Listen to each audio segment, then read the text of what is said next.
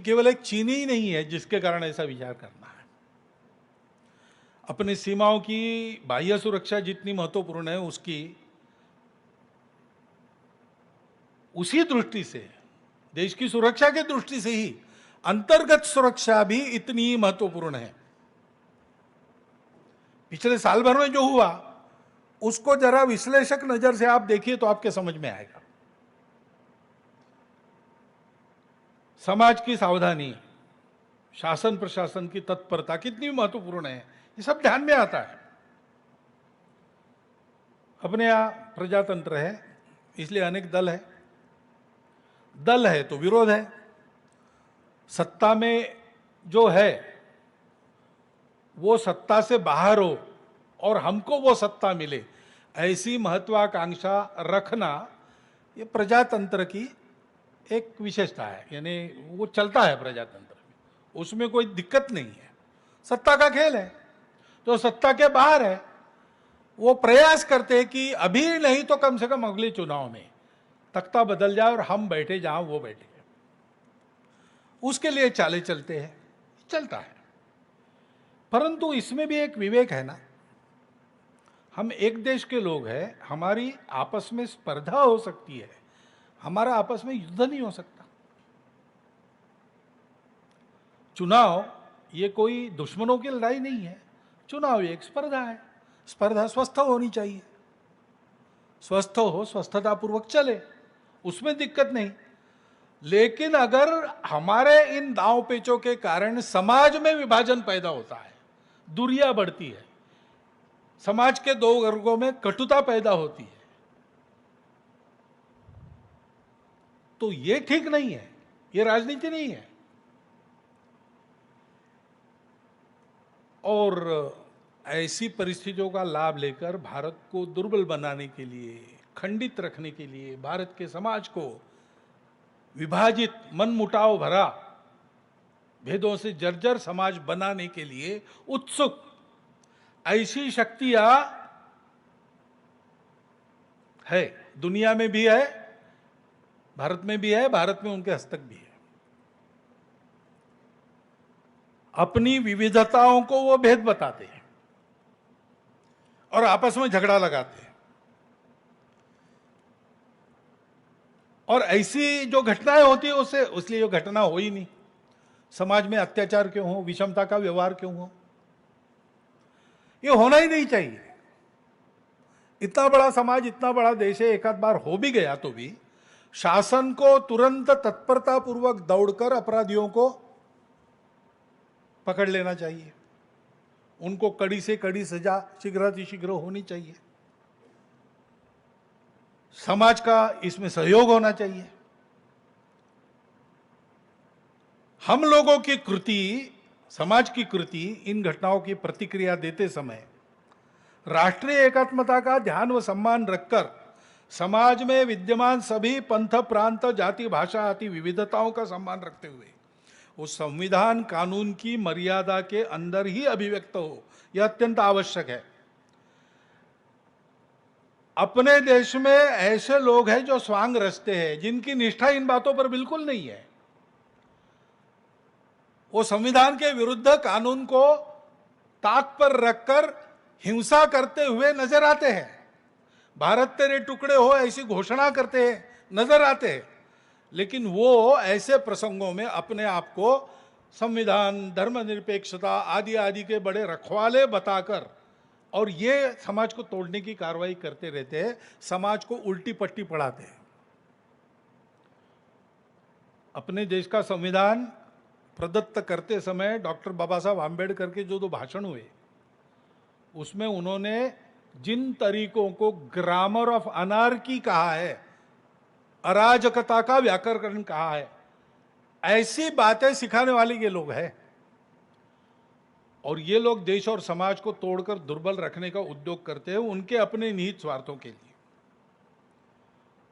उनसे बचना समाज को सीखना पड़ेगा। वो भ्रम फैलाते हैं। ऐसा भ्रम संघ के बारे में फैलाने का उनका पूर्वापार उद्योग चला है। आजकल वो अप्रभावी है, ये बात अलग है, लेकिन जान लेना चाहिए, जैसे संघ के बारे में भी जान लेना चाहिए। हम हिंदू शब्द का उपयोग करते हैं, हिंदुस्तान हिंदू राष्ट्र ऐसा कहते हैं।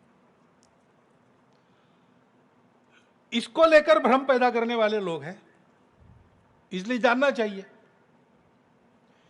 हिंदुत्व एक ऐसा शब्द है जिसके अर्थों को पूजा से जोड़कर संकुचित किया गया है,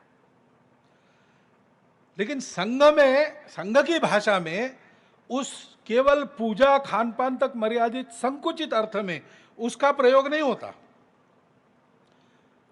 वास्तविकता में और हमारी मान्यता में वह शब्द अपने देश की पहचान को अध्यात्म आधारित उसकी परंपरा के सनातन सातत्य तथा समस्त मूल्य संपदा के साथ अभिव्यक्ति देने वाला एकमात्र शब्द है। इसलिए संघ मानता है कि यह जो शब्द है हिंदू, भारतवर्ष को अपना मानने वाले, उसके संस्कृति के वैश्विक और सार्वकालिक मूल्यों को आचरण में उतारना चाहने वाले तथा यशस्वी रूप में ऐसा करके दिखाने वाली उसकी पूर्वज परंपरा का गौरव मन में रखने वाले सभी 130 करोड़ समाज के बंधुओं को लागू होता है। हम ऐसा मानते हैं। उस शब्द के विस्मरण से हमको एकात्मता के सूत्र में पिरोकर देश व समाज से बांधने वाला बंधन ढीला होता है। हिंदू भाव को जब जब भूले आई विपद महान, भाई टूटे धरती खोई मिटे धर्म संस्थान। ये इतिहास है अपने देश का। और इसलिए हम देखते हैं कि जो इस समाज को तोड़ना चाहते हैं वो इस शब्द के टीका टिप्पणी से ही शुरू करते हैं। हम हिंदू नहीं है, इस बात को पहले फैलाते हैं। हमारी जो छोटी पहचाने हैं, हमारा देश विविधता से युक्त देश है, तो अनेक जाति पंथ प्रांत भाषा हमारी ही है। एक ही हमारे बड़ी पहचान की अभिव्यक्ति के रूप में ये सारे आए हैं। पहले से यहां पर थे, कुछ बाहर से आ गए, वो भी इसका हिस्सा बन गए। ये सारी हमारी छोटी पहचाने, हमारी विविधता है। हिंदू विचार में ऐसी सब विश्व भर की विविधताओं का स्वीकार और सम्मान है, पूर्ण स्वीकार है, पूर्ण सम्मान है। परंतु इन विविधताओं को वो लोग बताते कि आप लोग केवल विविध प्रकार के लोग नहीं हो, आप लोग अलग अलग प्रकार के लोग हो। डाइवर्सिटी को वो सेपरेटनेस बताते हैं, क्योंकि बीइंग डिफरेंट का अधिकार उनके पास नहीं है। हम बीइंग डिफरेंट को मानने वाले लोग हैं, लेकिन वो डिफरेंस को सेपरेटनेस बताते हैं। हाथ की उंगलियां अलग होती है, एक उंगली दूसरी जैसी नहीं होती, हाथ पैर जैसा नहीं होता, चेहरा पीठ जैसा नहीं होता, लेकिन एक ही शरीर का अंग है। इस अलग अलग रूप को वो लोग अलगाव का मूल बनाते हैं, उल्टी पट्टी पढ़ाकर। और समाज में झगड़ा उत्पन्न करते हैं। वास्तविक में हम देखते हैं कि हिंदू ये किसी पंथ संप्रदाय का नाम नहीं है, किसी एक प्रांत का उपजाया अपना शब्द नहीं है, किसी एक जाति की बपौती नहीं है, किसी एक भाषा का पुरस्कार करने वाला शब्द नहीं है। यह इन सब विशिष्ट पहचानों को कायम स्वीकृत व सम्मानित रखते हुए भारत भक्ति के तथा मनुष्यता की संस्कृति के विशाल प्रांगण में सबको बसाने वाला, सबको जोड़ने वाला शब्द है। इस शब्द पर किसी को आपत्ति हो सकती है। आशय अगर समान है मन में, तो दूसरे शब्द का उपयोग करने पर हमको कोई आपत्ति नहीं। परंतु इस देश के एकात्मता के व सुरक्षा के हित में इस हिंदू शब्द को आग्रह पूर्वक अपनाकर उसके स्थानीय से लेकर तो वैश्विक तक, हिंदू शब्द अपना स्थानीय शब्द भी है, वो हम सबको, भारत के लोगों को लागू होता है, लेकिन हिंदू शब्द ऐसा है जिसमें विश्व मानवता का भी अंतर्भाव हो सकता है। और इसलिए इन सब अर्थों को मन में कल्पना में रखकर संघ चलता है।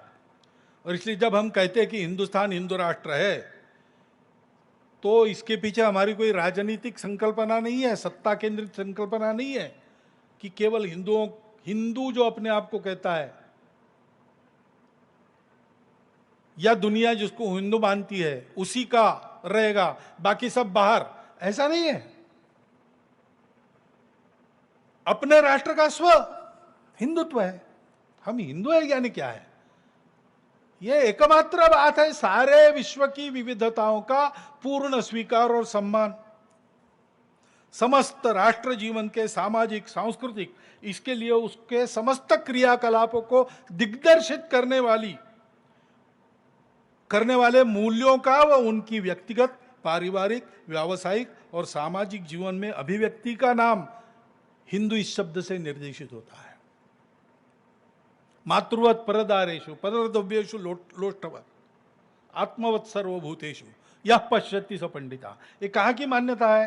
ये भारत की मान्यता है। भारत के सब पंथ संप्रदायों की, भारत के सब जाति वर्गों की, भारत के सब भारतीय भाषा भाषिकों की यही मान्यता है। और भारत के बाहर के संप्रदाय भाषा को लेकर यहां रहने वाले लोगों में भी, क्योंकि वो भारतीय पूर्वजों के वंशज है, ये बात उतरी है, उनको पहचानना चाहिए। क्योंकि ये कुछ छोड़ना नहीं पड़ता आपको हम हिंदू कहते हैं तो आपको कुछ नहीं छोड़ना पड़ता। आप अपने आप को हिंदू कहते हैं तो आपको कुछ नहीं छोड़ना पड़ता।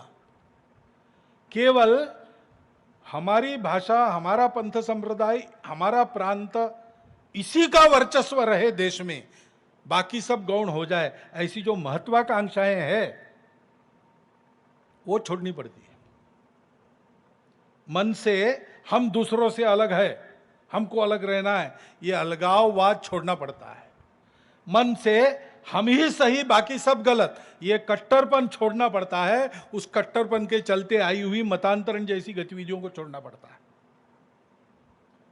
और इन बातों की, इन विविधताओं को अलगाव बनाकर हम लोगों को भड़काने का सतत उद्योग करने वाले लोगों से हमको बच के रहना पड़ता है। द्वेष सिखाने वालों से बच के रहना पड़ता है।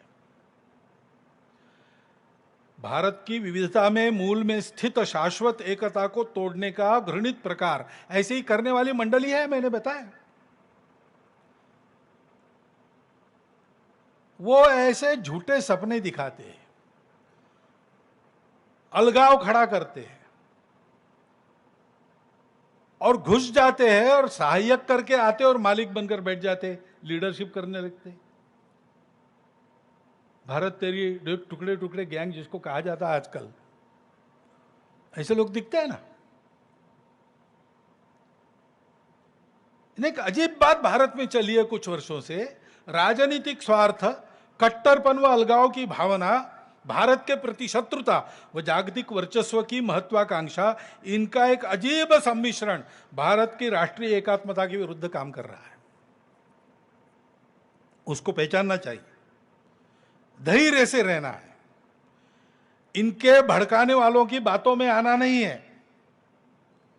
संविधान व कानून का पालन करते हुए अहिंसक तरीके से वो जोड़ने के ही एकमात्र उद्देश्य से हम सबको कार्यरत रहना पड़ेगा।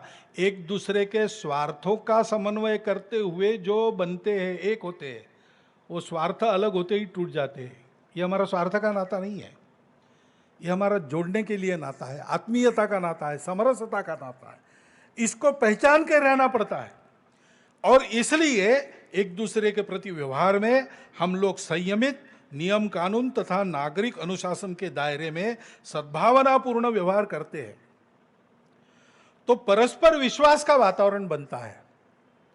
और ये वातावरण एक बार बनता है तो जो भी जिसकी समस्या हो, सब मिल बैठकर ठंडे दिमाग से, समन्वय से उसका हल निकाल सकते हैं। हर समस्या का हल निकलेगा। लेकिन उसके लिए ये सारी समस्याएं किसी एक वर्ग संप्रदाय की नहीं है, किसी एक प्रांत भाषा की नहीं है, संपूर्ण हिंदू जाति की है। वैसे सारा समाज मिलकर आपस के सौहार्द के आधार पर, आत्मीयता, समरसता के आधार पर, अपनेपन के आधार पर जब विचार करता है तब हर समस्या का हल निकलता है। ऐसा नहीं करते हैं, आपस में लड़ने लगते हैं, अविश्वास बनता है। आक्रामक भाषा, आक्रामक कृतियां, एक दूसरे के प्रति तिरस्कार की, द्वेष की कृतियां, इससे वातावरण कलुषित होता है, एक दूसरे पर विश्वास नहीं रहता, और जब विश्वास नहीं रहता तब समस्या क्या है ये समझ में भी नहीं आता, हल साधना तो दूर बात है। भय की भावना में अनियंत्रित हिंसक आचरण को बढ़ावा मिलता है, दूरिया और विरोध बढ़ते रहते हैं। और इसलिए धैर्यपूर्वक सौहार्द का व्यवहार रखना, उसको बढ़ाना, इसके लिए आवश्यक है, अपनी अपनी पहचान है, वो मान्य है, पूर्ण स्वीकार है, परंतु हम सबकी एक बड़ी पहचान है, भारत माता के पुत्र, भारतीय पूर्वजों के वंशज, भारतीय संस्कृति में पले बढ़े, उसको आगे संवर्धित करने के लिए जीने वाले हम सब। इसको हम हिंदू कहते हैं, आप और कुछ कहते हो, लेकिन यही आशय है। इस सत्य को हमको स्वीकार करना पड़ेगा। हमारे कोई अलग महत्वाकांक्षा नहीं है, हमको हावी होना नहीं है, हमको साथ रहना है, साथ चलना है।